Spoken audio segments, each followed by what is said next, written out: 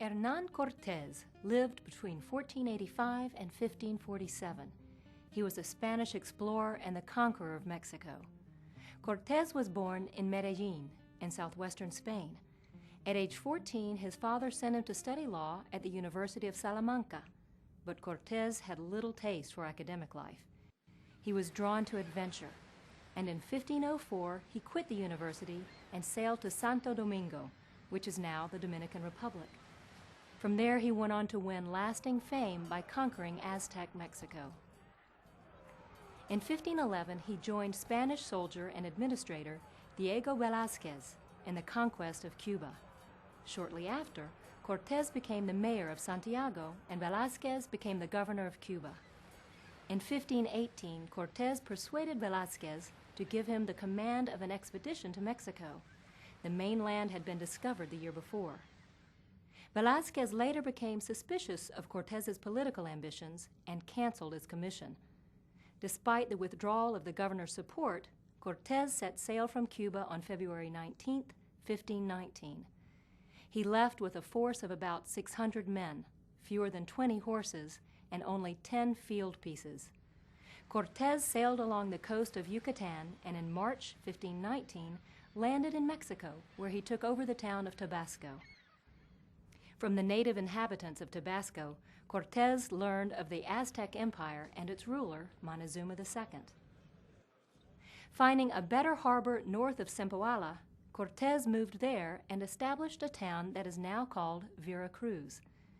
There he organized an independent government and renounced the authority of Velázquez, acknowledging only the supreme authority of the Spanish crown.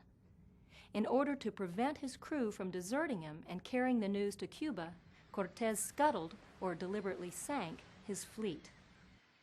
Over the next year, Cortes won over or conquered the areas surrounding Tenochtitlan, until he took the city itself in August 1521. Cortes's authority was accepted by the people of Mexico, who had been conquered many times and were glad to be rid of the Aztecs. Most of Cortes's problems now lay in Spain, where enemies sought to persuade the emperor, Charles V, that Cortes intended to establish an independent kingdom. In 1526, Cortes returned from a 2-year expedition to Honduras to find his estates seized and Mexico in chaos. He returned to Spain to plead his case in person. There he was made a marquis and appointed governor of New Spain, the name given to the conquered region by the Spanish. He returned to Mexico in 1530 and retreated to his private estate. The great conqueror's remaining days of glory were short. The emperor was jealous of powerful and popular captains beyond his immediate control and soon began to withdraw or undermine the powers given to Cortes. Royal officials were appointed to oversee the treasury of New Spain. Royal judges arrived to dispense justice, and in 1526, Cortes was deprived of the governorship. He spent the next 2 years in Spain defending himself against his enemies and attempting unsuccessfully to recover his authority. He returned to Mexico with the title of Marquis of the Valley of Oaxaca, a title that came with a vast estate.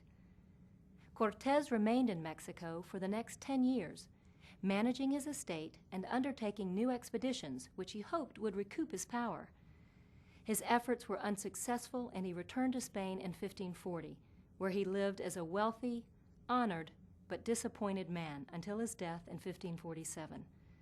In compliance with his will, his remains were returned to Mexico, where they repose today in the Church of the Hospital of Jesus in Mexico City, which he himself had founded.